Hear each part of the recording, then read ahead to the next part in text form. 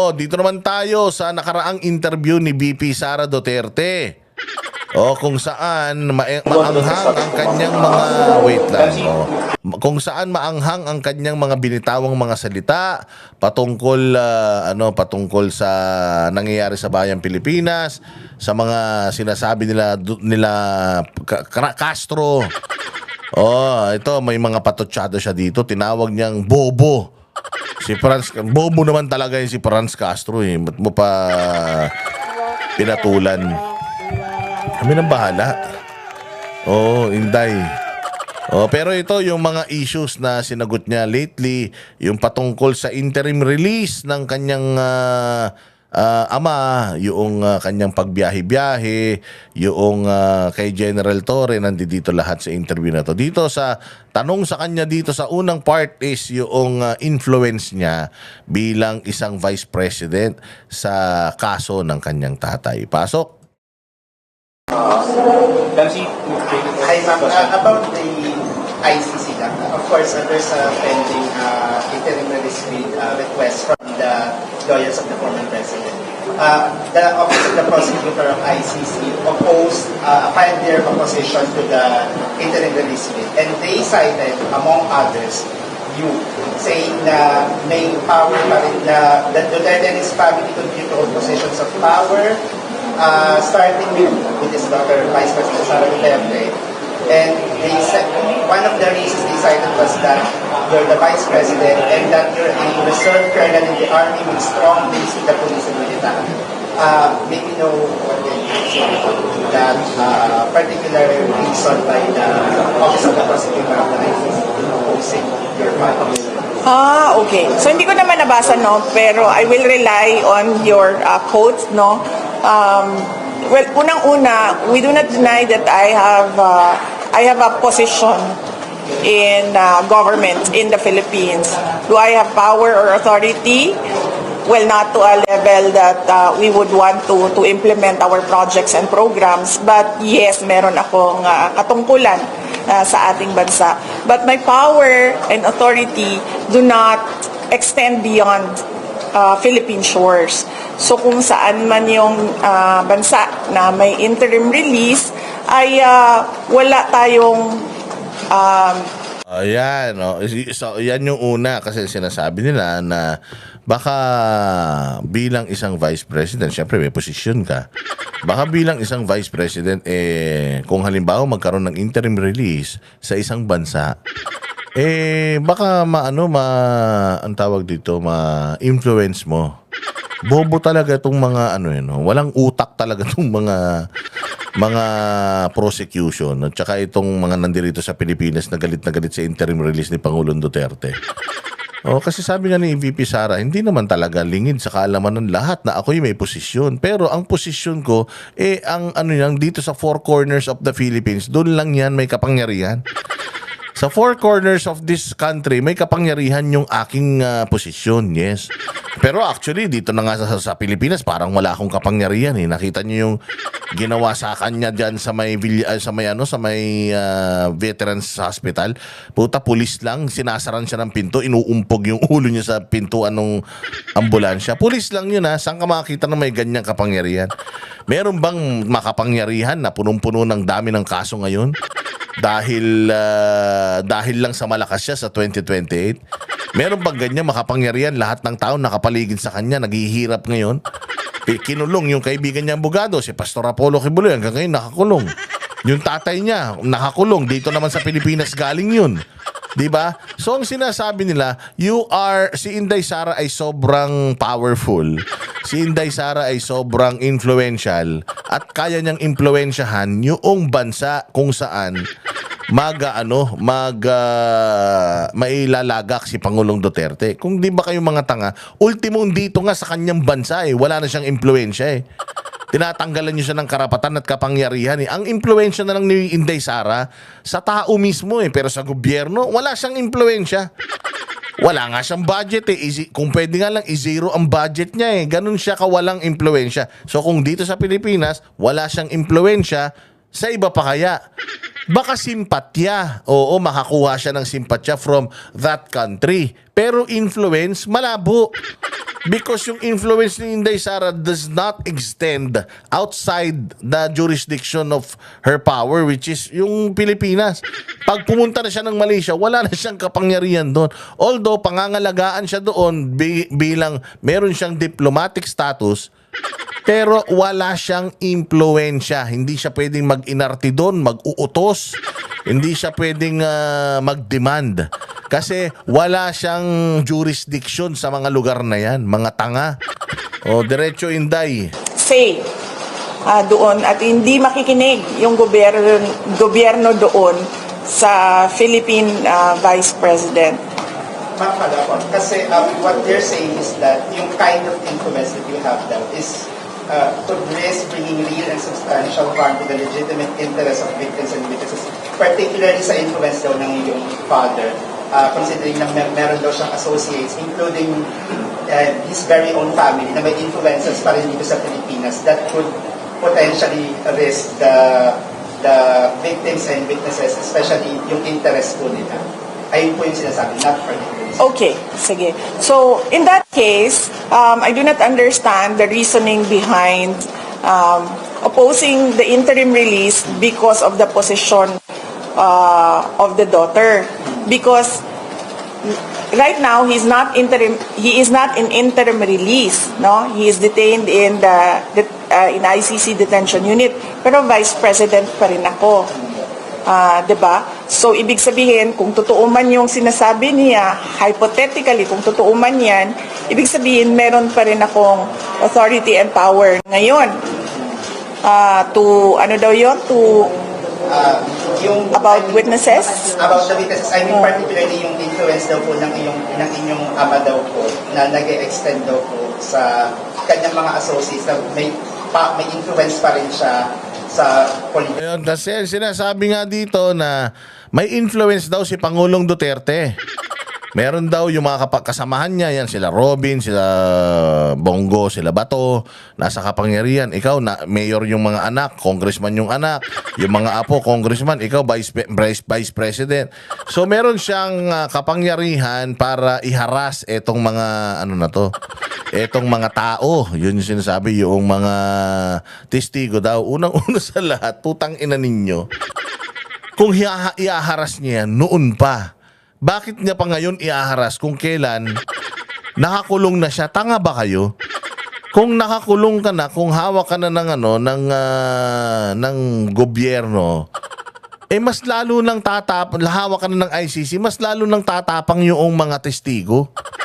Kasi at last nakakulong ka na. Ngayon, paano siya iaharas? Nila Bongo, nila Bato, nila Inday Sara.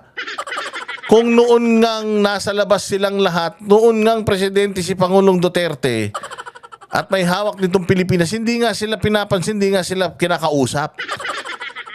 Ngayon pa kaya na wala na sa kapangyarihan si Pangulong Duterte, mayor na lang siya.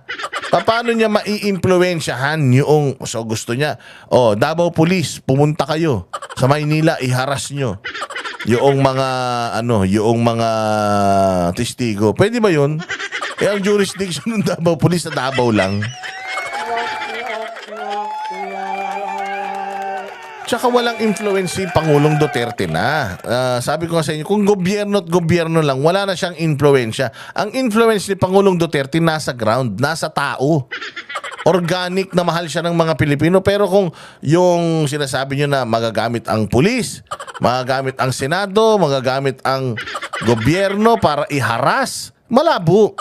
Gobyerno ngayon ang may ang mayroong security binibigay doon sa mga tumitestigo kay Duterte. Kasi nga, kailangan nilang mapakulong si Duterte in the hopes na humina ang mga Duterte pagdating ng 2028 election. Lalo pa lumakas. Kaya laki ng problema nila Hindi na nga nila mabawi yung mga pagkakamali nila. Pag ito nakalabas to ng natural, puta nakakahiya at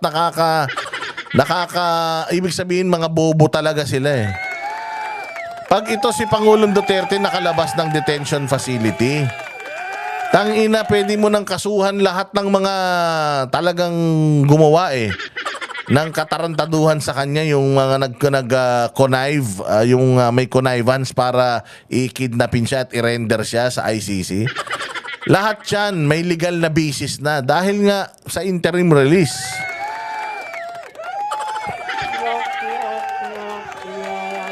So malabong-malabo na yung iniisip nila na itong si Pangulong Duterte ay maghihinayup pa. Matanda na yung tao. Ang gusto na lang ng tao is to exit gracefully. Yun na lang, magsilbi sa mga taga Davao. He doesn't care kung sino man yung mga yan, yung mga nangamatay na yan, mga pusher naman yung mga asawa at mga anak ng mga hayop na yan. And that's the list of his problems kasi tapos na siya doon, hindi na siya Pilipino. Problema na kung meron man silang problema, dito na sila magsampa ng kaso sa Pilipinas para talagang makita natin na seryoso yung kanilang mga aligasyon. Hindi sila magsasampakan ng kaso sa ibang bansa na political lang naman yung basihan ng mga dinadalang mga tao dyan. Ay, Pangulo nga, hindi nga niya trinepen yung mga biktima eh. Pangulo siya noon, meron siyang power and authority. Ngayon pa na nasa loob na siya ng detention. Kaya nga anong logic no? Anong Pangulo nga siya, he has all the power, sa kanya military and police, wala nga ni isang tinakot yan, wala nga ni isang dinimanda yan eh. Sa mga nagfi-fake news sa kanya eh. Ngayon pa kaya na nakakulong siya, paano siya makapangharas? Duduro niya ng baston niya, ganon, matatakot ka na. Bobong, hayop. Unit. And lalo na kapag nasa ibang bansa na siya, na unreachable sa kanya ang mga tao sa Pilipinas. So, it doesn't make sense to say na magkakaroon pa siya ng influence kung meron siyang interim release dahil nung nandito siya sa Pilipinas, naging mayor siya, naging president siya, at even nung natapos ang term niya, hindi niya kailanman tinanong. In fact, ako pa yung paulit-ulit na nagsabi sa kanya na maghanda ka. Si Harry Roque pa yung isang taon siyang hinabol-habol na sinabihan na maghanda ka. So he never did anything against the witnesses. And follow-up question, Kat Domingo, ABS-CBN. Hi, ma'am. Ma'am, basically, yung sinasabi lang naman po ng prosecution, they doubt that the former president will return to the court kapag nasamon siya, kapag girinan siya ng interim release. First, because they claim na sinabi daw ng pamilya niyo na kinidnap siya. Yun naman talaga yung sinasabi repeatedly. Sabi ng prosecution, hindi naman babalik yung nakidnap sa kidnapper kung may chance siyang umalis na. So what guarantee can your family give to the court na yung Pangulo, yung dating Pangulo, makikipag-cooperate pa rin siya with the ICC if he is granted an interim release? Sorry but I do not understand why the prosecution would oppose the petition for interim release of an accused based on the statements of family members. So, it is clear that he is in court requesting for interim release. Bobo din kasi tong mga media. I mean, kasi common sense. Nasa korte ka. Nasa jurisdiction ka ng korte. O ngayon, magre-request ka ng interim release. Kapag ikaw ba nagre-request ng interim release, wala ka na sa jurisdiction ng korte. Nasa jurisdiction ka pa din ng korte. Kumbaga para ka lang nag-bail, di ba? Lumabas ka lang. Anytime na kailangan kang ipatawag ng korte, kailangan mong pumunta sa korte. You're still under the jurisdiction ng korte. So, kung baba, Malaysia.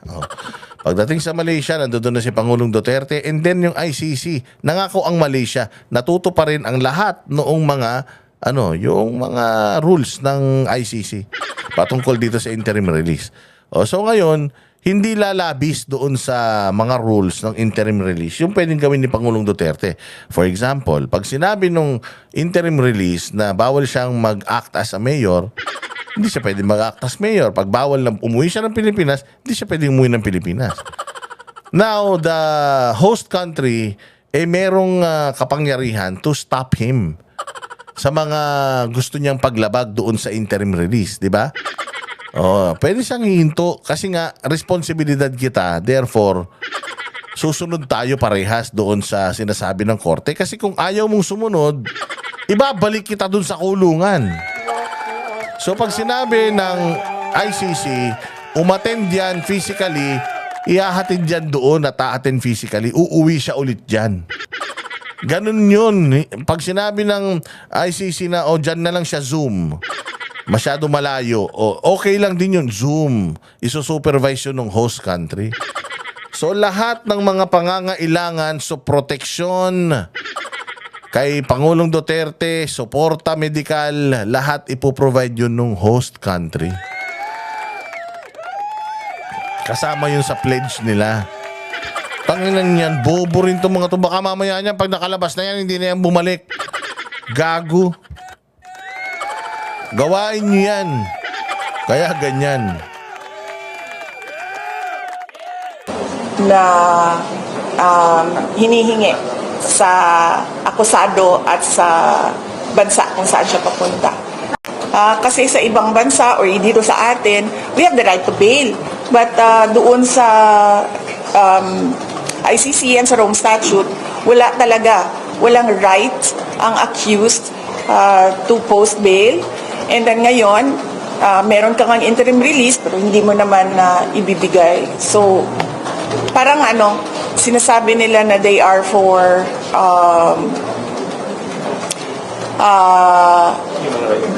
human rights and justice, and yet it is not provided for the accused. Let's move on to the next topic. Yung interim release, that's posting bail yan sa atin dito sa Pilipinas. Is it safe as that? Hindi, ma'am. Magkaiba talaga sila, ma'am. Sa bail kasi, magbabayad ka ng bond and then malaya ka na. Sa interim release kasi, wala kang babayaran, ma'am. Basta lang merong tatanggap sa iyo na bansa at magsasabi yung bansa na yes, we commit to the requirements of the court, and magsasabi yung accused na yes, I commit to the requirements of the court. Sorry, bansa na parang, like for example, 80% sure that they're willing to accept the former president. Ang pagkakaintindi ko doon sa sinasabi ng lawyer, sadali, ayoko magsinungaling so no comment. Ang boses ng masa hindi natatakot, katotohanan lang, di kami nalulunod. Walang bahid ng sismis, lahat ay totoo. Kahit sino ka pa, pag mali ka babanatan ka. Walang pinipili kulay, wala kaming kinikilingan.